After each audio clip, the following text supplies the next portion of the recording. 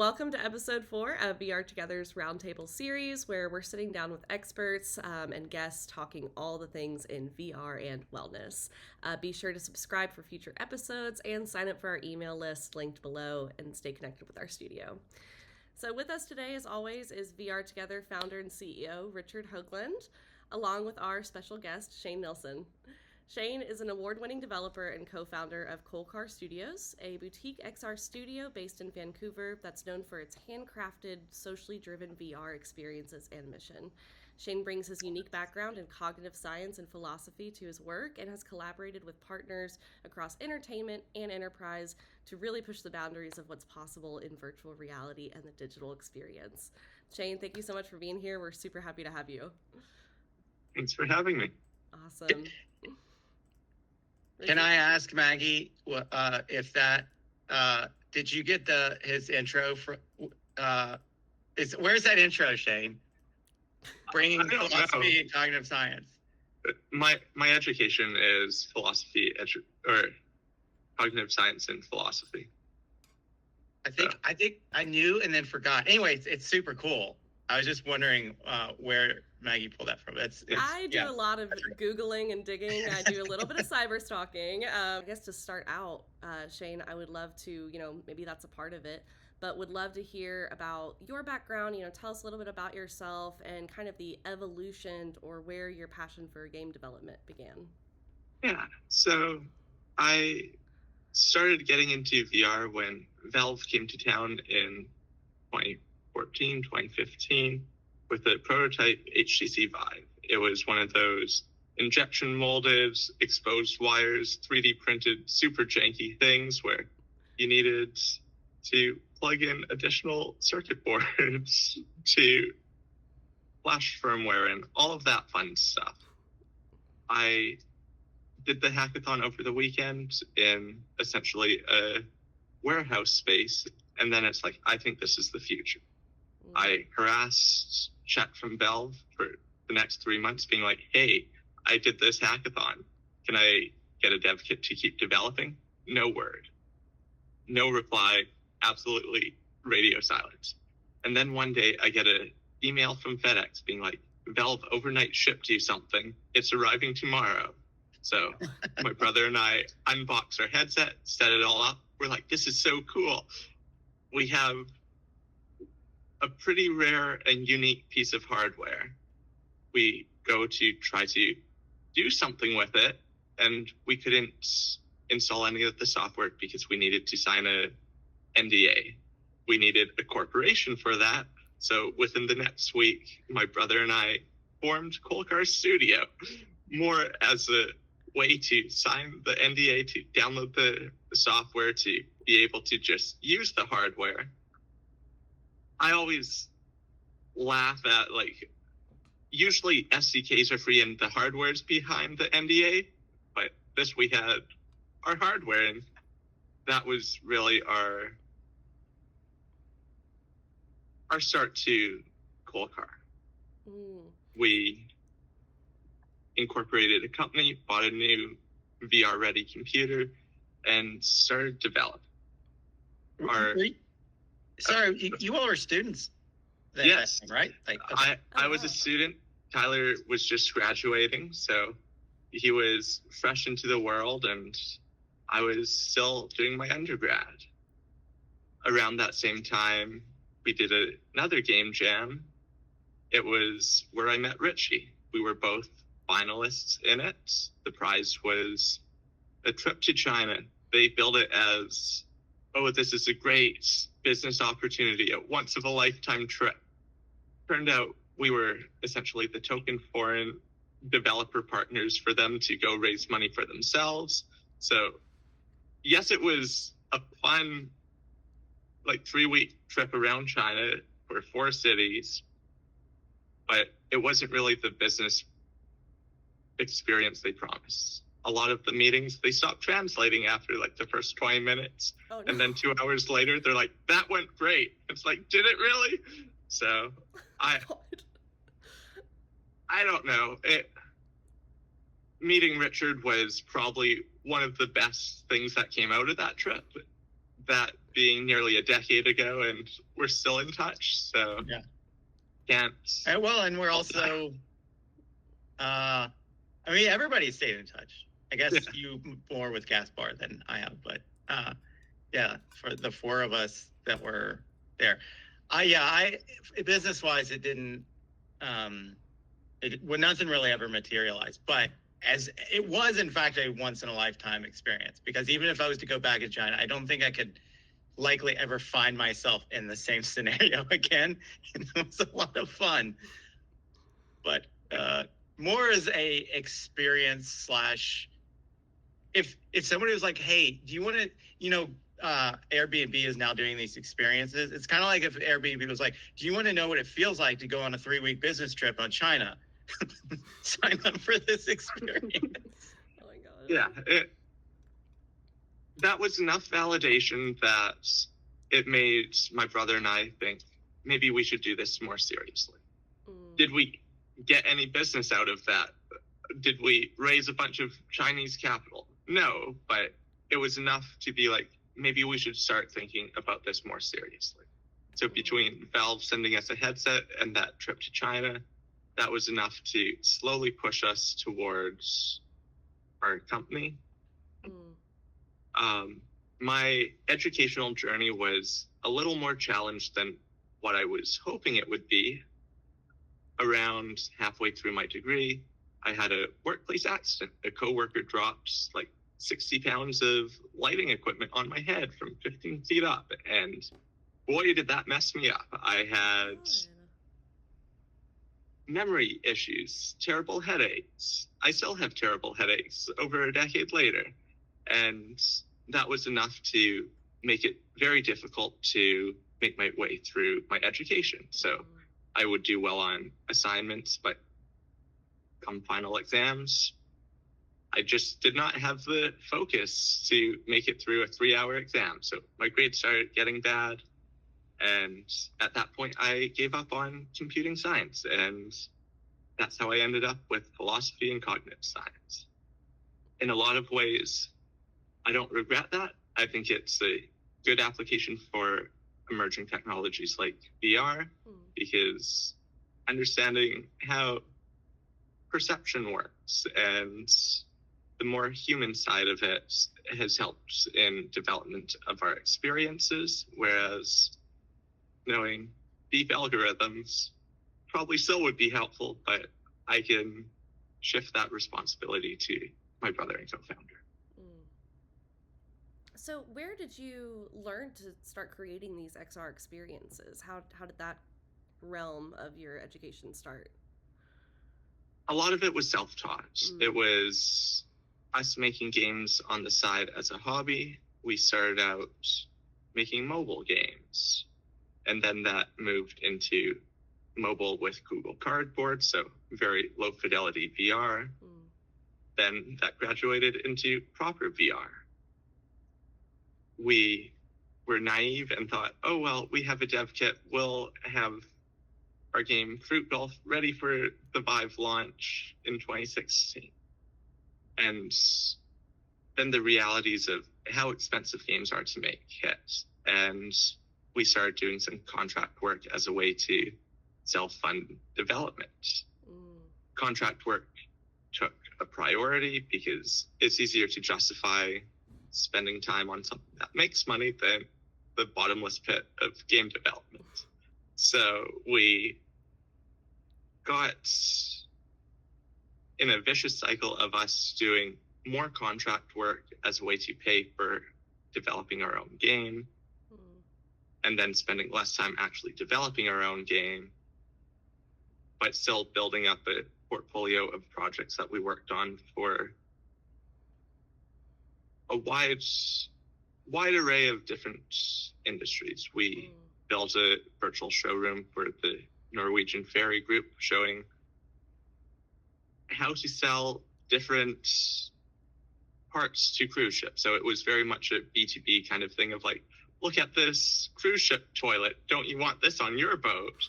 Rather than selling cruises to people. We've done brand activations for companies like Uber Eats, and H&M. Mm.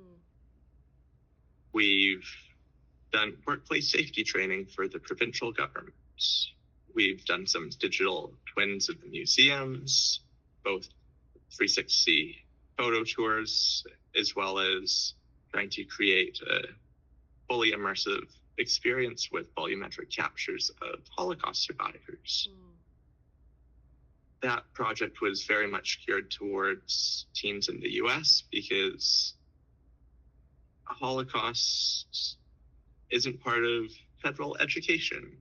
So depending on where you are in the world, it's not covered. And the stat that project kept saying was 1 in 4 teens know what the Holocaust is.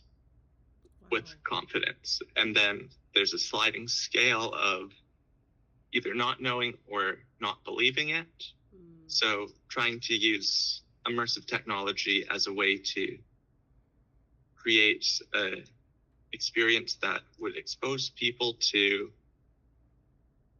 horrors of the past and create kind of an empathy machine. I really hate people saying like VR's an empathy machine as just like a magic bullet to everything, but when used correctly, it can create very strong experiences. Another empathy-based project I worked on was creating a medical VR training for nurses trying to engage with difficult patients. And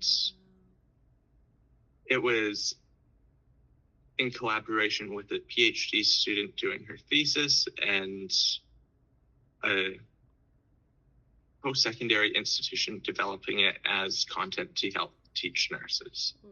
They had grand ambitions, but not really the budget to execute on it. So instead of trying to downscope or build something that was within their means, they ended up with very scary looking people and digital avatars, and it really missed the mark of what they were hoping to do because of both monetary and time constraints. So trying to find a good balance of what you can do with the technology. Well, that's honestly one of my questions too, is how do you, with your studio now, how do you balance sort of the creative vision, the technological constraints, along with the client's needs or the project's needs? A lot of the time we try to be pretty selective with the projects we pick on. Of course, or take on. Some of the projects we pick definitely are, we do it just for the money. But when we're in a more financially stable position, we try to pick projects that we both believe in as developers. So usually these are more socially aligned projects of creating a AR walking experience to encourage kids to go out and explore nature mediated through technology, but not Pokemon Go zombies. It would give them a little bit of gameplay, then tell them to put their phone away. It would start a timer.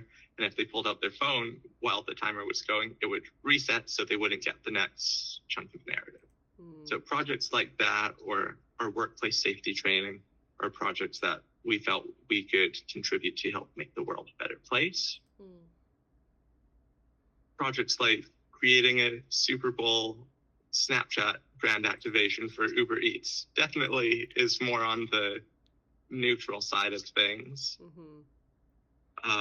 When selecting projects, we try to pick ones that we feel actually make a good use of the technology, instead of people being like, I see VR, I see XR as the next trend, and we need something to compete, because we find clients who are just trying to chase trends are never really happy with the final results.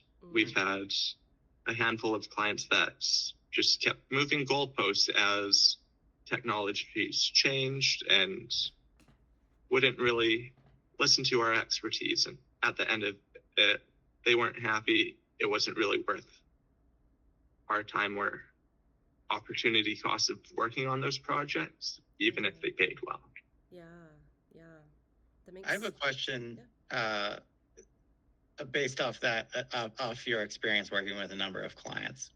And this is part of why we're excited to talk with you, because a lot of we do games, and we also do healthcare, but we've had a lot of folks from healthcare, and it's one of the big struggles that we have, which is how to cross the divide in terms of conversation to understand where each other's coming from. Yeah. So, like, I'm going to put you on the spot. I should have sent you this question 2 days ago so you could marinate on it. But, like, what do you want someone to think about or understand about the process of XR creation? And I'll avoid development because I want to take it outside of the realm of just technology, and because there's also like you were mentioning, the human factors of it, the user experience of it. So it might be feasible technologically, but it might just suck as an experience. What do you want people to know or be thinking about from a client side to make the experience better when they're working with a group to actually build something? I think spending a lot of time upfront doing client expectation management and project discovery, making sure that the clients understand what's possible with technology, what users actually want, because a lot of the time, what clients want and what users want aren't necessarily the same thing. And early on in our studio, we'd be like, yeah, we'll build whatever you want, and not really have a say on it. Like, we'd give them warnings here or there, being like, I don't know if this is the best approach, but we'll do it. And at the end of the day, like, nobody's happy at the end. So spending the effort up front and making sure that the clients are a good fit for us, the project makes sense, is really important to us. We've passed on a handful of projects because there wasn't great alignment, or clients would find other people who are less curious about what they want, and they just wanted someone to execute their vision, which is fine. But generally speaking, making it more of a collaborative approach where we're able to leverage our expertise makes for better end products and happier clients. That's really interesting. I mean, I think that client selection and project management, especially setting, expectations up front, can be one of the most challenging parts of client work in general. So I'm interested, like, does your creative process, do you have a typical flow that you follow when starting a new project or brainstorming about a new initiative, or does that kind of change based on the project? I'm just interested to hear about y'all's creative process. I think it's pretty bespoke for each project. I think the space is new enough that people wanting to do volumetric captures of Holocaust survivors is very much different than trying to create a brand activation of guiding people from the subway to a flagship store. So there's some overlap of trying to find similar projects, making sure that the client has the right vocabulary to really express what their vision is, instead of saying, I want this. And how do you help them get that vocabulary? I think this is actually a really interesting thing. I mean, not that everything else you said was super interesting, but like that hits really close to home with me, with that trying to cross that boundary. Like, to cross that boundary is a shared vocabulary, but how do you go about helping build that, or help them understand, or give them those terms? If they have headsets, it's usually recommend a couple experiences to them that are similar, or show them projects that have been done in the past and talk about ways they've succeeded, ways they've struggled, ways they could have done better to achieve their goals.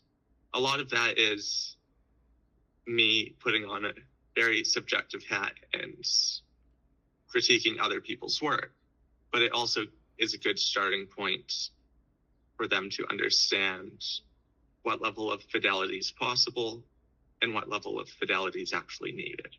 Because especially in the training space, a lot of people want super high fidelity experiences when that's not necessarily what you need. You can still get embodiment with grabbing things and it snaps to your hand instead of you having programmatic hand animations that show where your fingers are on things and a high level of accuracy. Because if you're not really teaching for that, you don't need it. So, speaking of fidelity, especially visual fidelity, I don't know who I had a conversation with this about, but I came up. Well, I didn't come up with this idea, but I was thinking about it with a client in particular, and it seems like the visual fidelity of a VR game is easily understandable. Like, you don't have to know anything about presence or embodiment or interaction to kind of evaluate whether it's good or not. And so I started to think that people gravitate towards that because it's something they can actually measure. But the thing is like you were saying, it's if you're trying to teach safety, it might and better graphics doesn't actually move the needle on the effectiveness of the program. Like, you're just chasing it because you can easily say it's better, but it's not what is actually integral to the experience or the educational aspect of it. Using that nursing empathy project for an example, originally they wanted photoreal characters running on a quest. And it's like, we can't do that. Then their compromise was Pixar quality 3D animation. And it's like, we still can't do that. But that was where the client really drew their line at. Anything less, people won't have connections with. And we ended up with these very scary nightmare fuel looking characters that at one point come up and it's like, give me a hug. And it was something out of nightmares and completely... Who owns this IP? Can we launch it as a horror game on the Meta Store? This has got ding ding success written all over it. You'd have to negotiate with BCIT for that, right? Okay. But I'm sure there's probably flexibility there. But like, if they had have gone for lower fidelity but leaned into stylization, they could have still created empathy with the characters. Like, you can have cartoons that have well-written characters that people are emotional about. You don't need to see all of the different beard hairs on a character to be like, yes, that's my father. Yeah. I mean, I think we connect to so much more than just the visuals, you know. I mean, a lot of 2D games, like I know for myself, I love Stardew Valley. That is a game that is incredibly, 8-bit, 2D, but you still have such a real connection because they've really put the player experience at the front. I think that that's something that for me in VR, in improving on the full player experience and the immersion, doesn't necessarily have to be, one-to-one to real life, can be just as successful, as the highest quality, character design in the world. I'm interested, something that we focus on in our studio and you focus on as well is bringing the social aspect and the community engagement aspect to VR, making it accessible and more of a social tool. So I would love for us to talk a little bit about co-presence as well as embodiment in VR. You know, co-presence is something we've talked about in a few of our episodes, and how VR can really make you feel connected with those that are, you know, engaging in the experience with you. So do you have those kind of philosophies when you're designing your immersive experiences, you know, when you're working on whether it's a client project or a self project? I'm interested to hear how that sense of wanting to build community, create co-presence, create full embodiment, how that guides you in your development. We do. We believe that social experiences make everything a little more immersive and increases the level of presence. It's in some ways an easy win because being around friends and family, you'll focus less on the graphics, less on janky stuff, and friends are kind of a crutch for that. Putting on my self-promotion shilling hat for a bit, Fruit Golf was really born out of that. So Fruit Golf's our asymmetric party game that's launching later this month. It very much started out with me and my brother having one headset and wanting to play together. So we developed a mobile companion app. So people outside of the headset could still be engaged with the VR player. We've, over the years, improved upon this, first by putting a Vive tracker on the back of it. So you could use your phone or tablet as a window into the VR world and still have a shared presence in a physical and virtual space. So the VR person could look over and see a phone floating in the space. The phone person could move around the VR player and still feel connected.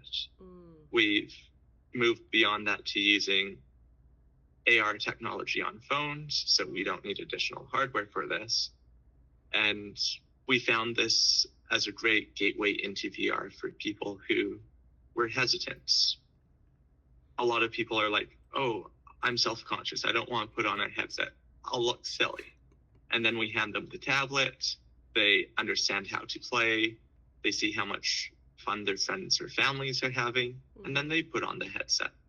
And those people have a magical experience and never want to take off the headset and are always the hardest ones to wrangle out of VR in demo settings because they're like, oh, just one more round. We feel that asymmetric interactions are a great way to get more people engaged. VR's fun, but also isolating. Not everybody has headsets. Not everybody wants to put on a headset. There's still pretty high friction. I've given so many headsets to friends, and still it's a struggle to get them to put them on and play games with me. So creating a way for them to still engage in these virtual spaces without needing a headset in a lower or different fidelity way, but still having a meaningful impact on the world, created these interesting social situations where people have strong memories of like, oh, I was the one who dropped that shark on me. I guess I should give a little more context of Fruit Golf. It's you're golfing fruit as your friends are placing obstacles on the course trying to sabotage you. We have a bunch of different themes. So we've got a pirate level where sharks can fall from the sky. They're all cartoon and friendly. So it's not jump scare of like, oh no, there's a shark in front of me. But there still are flying sharks. It's certainly delightful. I got to play, I not as much as I'd like, but I got to play a little bit, I don't know, like a year ago? Was that? After Connect? And it was super cool. And no, thank you for shilling, because at some point I was like, we need to make sure you can at least talk about the game that you're about to launch, because it's a lot of hard work to make a game. So please share it. Also, congrats on, I mean, maybe I should share the keep the congrats until you actually launch.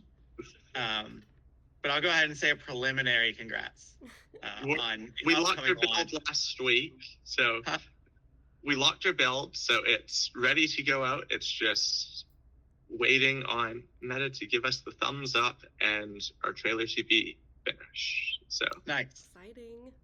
On the non-gaming side, we're working on another project with Meta, trying to teach people how to do cross-stitching in mixed reality. So putting on the headset, So they'll cool. show 3D animations of how to do various stitches in a way that users can manipulate that animation to see the underside of the fabric, enlarge it, shrink it down, see it from different perspectives, as well as using the newly available pass-through camera access API to do understanding. So we're able to anchor patterns onto the hoops themselves, so users can, in a hands-free way, follow along a pattern. We're working on getting it to a point where they'll provide feedback on their work as they go. That's still early days, though, because computer vision and ML models are tricky. But that's a project that we're pretty excited about, in a different vein to fruit golf. So less sharks and more physical needles. We think that it's an interesting project that bridges digital modalities with physical, tangible crafting. So at the end of it, you still have a physical object instead of, I built this beautiful world in Minecraft, or I painted this digital thing in VR painting app, and then what do you do with it? I mean, that's so interesting. It's such a blend of, emergent technology with old technology, sewing, cross-stitching, embroidery, things that have really made a comeback. So it's exciting to see kind of, modernization and the blending, like I said, of tech with that. That's really, I mean, I like doing embroidery and stuff like that, and I think that sounds so cool. That's so neat. So one thing we kind of just touched on is features like pass-through or mixed reality, versus I think what a lot of people think when you're in virtual reality, you are locked into that headset, you can't see anything around you. But they're becoming there are tools that are coming out that are making this more of a social experience. Like you were saying, I love the idea of being able to have a tablet or a mobile device and connect with someone who is in the headset. Or using pass-through, to actually interact with your environment while still being in a virtual world. What do you, what are I guess what I want to know is kind of the different immersion that you feel using some of these different features, or when is one appropriate and the other, is better. I'm just interested in kind of how y'all integrate that design, because it is very blended. I think mixed reality and AR is great for educational experiences and more on the lifestyle side of things. I don't think our cameras are quite good enough to really go out in the world with them. Maybe in a few generations when we have smaller form factors with better pass-through. On the gaming side, I haven't really seen many good mixed reality games.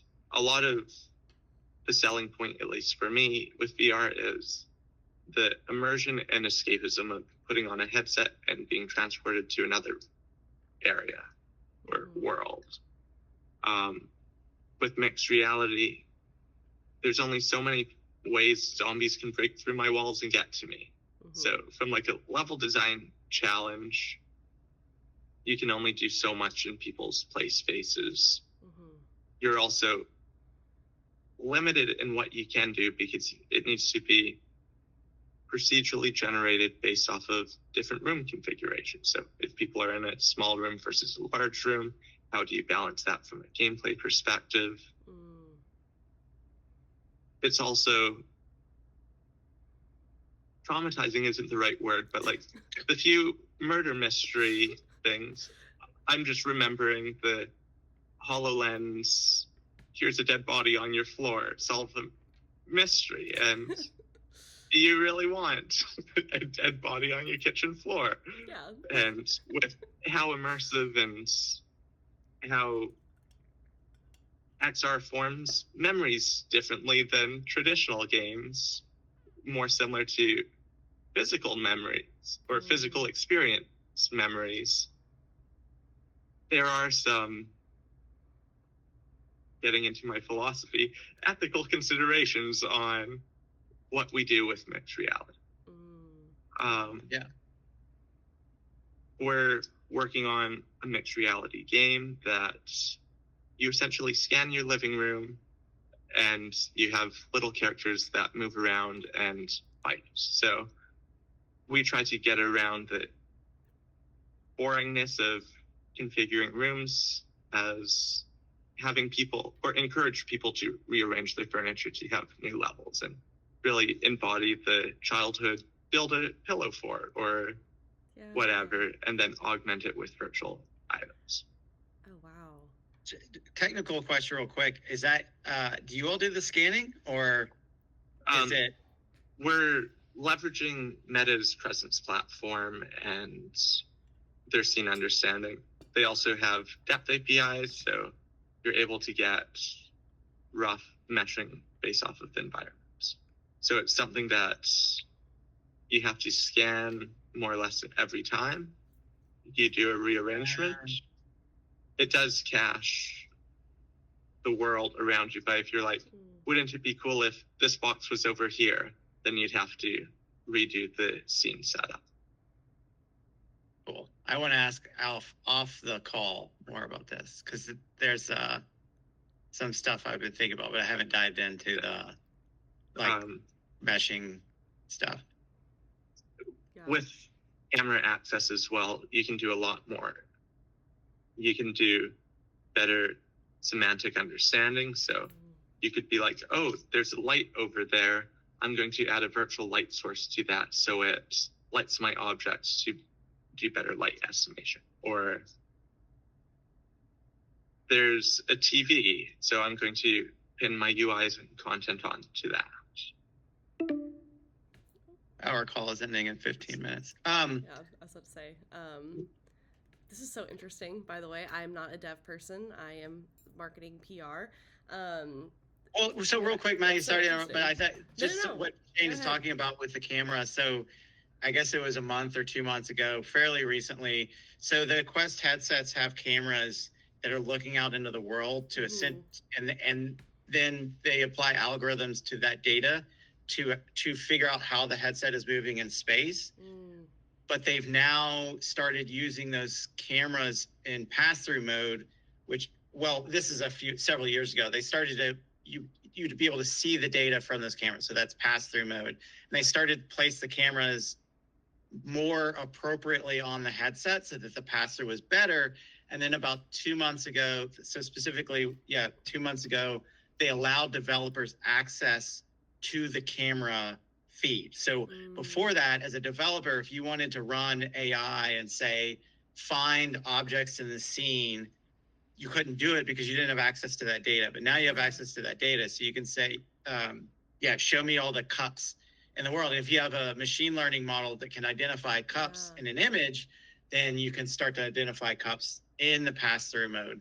So it's the early days, but it's really unlocked a lot of potential use cases that developers just couldn't access until recently. Yeah. But on the flip side, also a lot more privacy concerns. Absolutely. People tend to use headsets in their homes, and cameras attached to your face are pointing at areas that you're interested in.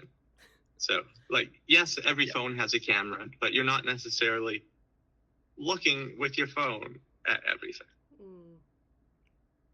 Yeah. Is there a light that's on anytime? So Meta's done a pretty good job about notifying users when the camera is being used. There isn't an indicator light per se, but it'll prompt you saying this experience is using your camera. And Meta's done a pretty good job having a robust data policy to inside it. So for the outside, for other people, this is just my 2 cents, but I'm gonna die on this hill. I actually think that we should have a regulation that that if you have a device that's recording in public, that it needs to have a specific LED with a specific color. Because right now, if you're recording with a phone, it's pretty obvious. But as all these devices get more ubiquitous, you're going to find yourself in public, and potentially everyone around you has a device that is recording, and there's a passive mode for AI, and that opens up its own can of worms and ethical questions. But specifically actively recording to collect data for your own personal use, when you basically have to assume that everybody at all moments in time are recording you. Maybe that's how it's going to go, and the generation that grows up in that is like, yeah, cool, I don't have a problem with that. Yeah. That's how it goes.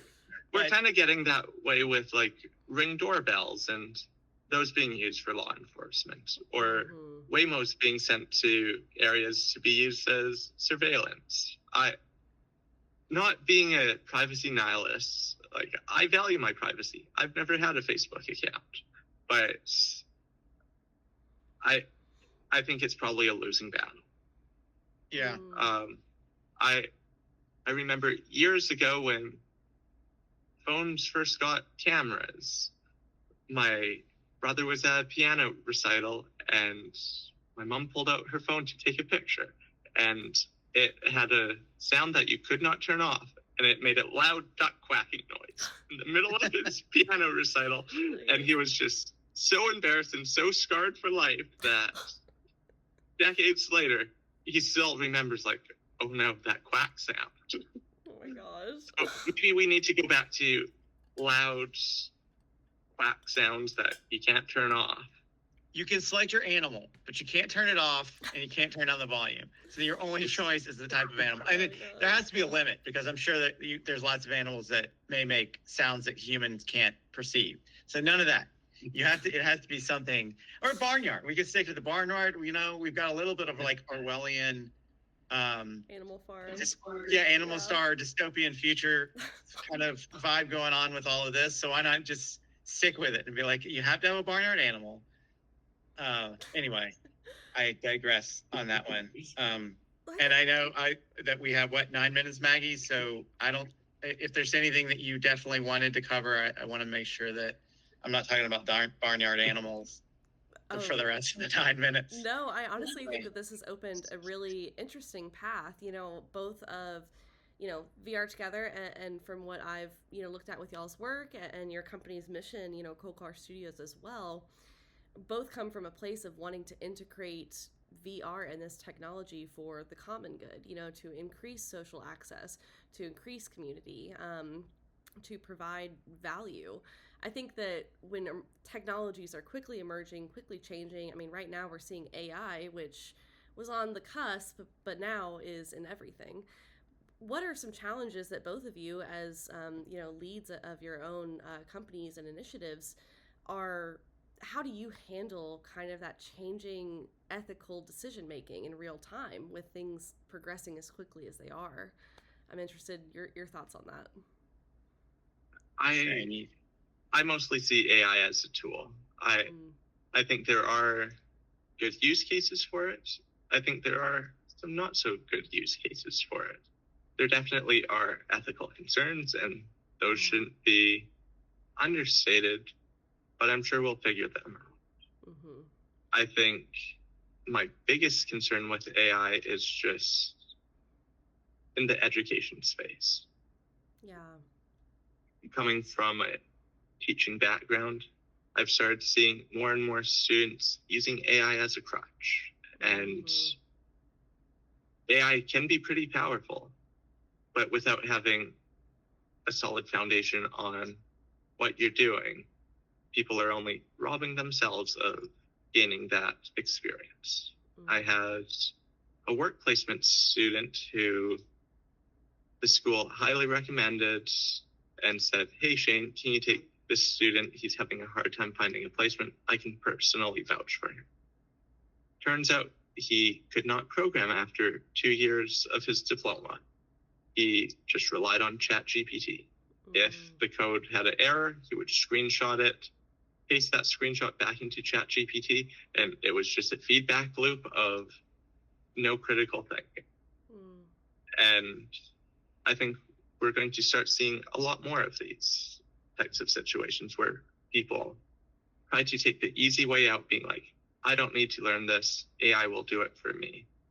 And the only people they're really hurting are themselves. Because while, yes, I've used AI to program stuff, I understand what it's doing. I understand the output. I can say, yes, this is good. No, this is bad. And use it to speed up boring tasks instead of trying to have it do my work for me. Yeah, 100%. That's interesting that you take your concern as education, because I don't disagree, but I also find that AI, one of the most powerful use cases of AI is self-directed learning. But I do know that, like, you have to have a certain kind of personality, I think, to gravitate towards that. And specifically what you brought up made me, the first thought I had was, well, how much does educational systems actually need to change? Because, like, people are not going to stop using AI. And in fact, I know this, I kind of hate when people do this because AI and a calculator are very different, but it's to use a very simplistic metaphor, it's like, using a calculator for mathematics. Like, there's certain things you don't necessarily develop if you do that. But if you use it as a tool, and then learn those higher concepts, it's not really an issue. Or I say it's not really an issue. I think AI is like orders of magnitude more problematic than a calculator. But one thing that strikes me is a need to, like, how much does education need to change because of that? But then I feel like people can accelerate their learning in ways that were never possible before and are less dependent on where they're born and what they have access to. Well, they have to have access to the AI, but like, you have the world's information at your fingertips. And it reminds me when I started coding and how limited I was by not knowing what to ask and where to look. And now I could be like, hey, computer. So what's interesting is, like, I don't disagree with you. I just never considered that side. And so now I'm considering both this tremendous use case and this very this problematic dependency to lack, like, learning those critical skills or abilities. I don't disagree with you. I think it's a much larger question and conversation for the time we have left. But I think your perspective of it being a great learning tool comes with maturity. You growing as a person, you also just having a good curiosity type personality that drives you for that. I think even before AI, like, every new year of students, they had lower and lower attention spans. Me getting up on my soapbox in the last 4 minutes, but, like, I think social media has done a lot of harm to the youth of today. I think that plus AI is going to lead to a lot of challenges throwing in the, like, 4 years of COVID stunting development of a lot of a generation. I think there's a lot of problems, and with the industry going through what it is with all these layoffs, there's fewer and fewer junior positions available. So it's going to be hard for people getting their starts,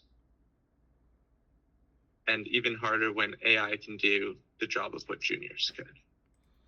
So with that, we have a whole second episode that we're going to have to cover and come back. Literally about to say. I imagine you probably need some stuff that you need to do at the end here. So I guess sign us off, and we'll figure out what sometime in the future that we can resume our conversation. Well, this, I mean, raises an incredible, whole other pathway of communication, because I agree with both of y'all in many ways. Advancements of technology, how much does it encourage further critical thinking, but how much does it dampen that, I'm interested for us to continue this conversation in season 2. So I'm going to do a sign off. If you're interested in that conversation as well, then make sure you subscribe to our channel. We will be posting, episodes, updates from our studio, as well as episodes with special guests who have their own projects, and we are so excited to share those and learn from them as well. Thank you so much, Shane, for being here. It was such a pleasure. Yeah, thanks, Shane. Yeah. If you have it's always a final? pleasure talking with Richard. So thank you for the invitation.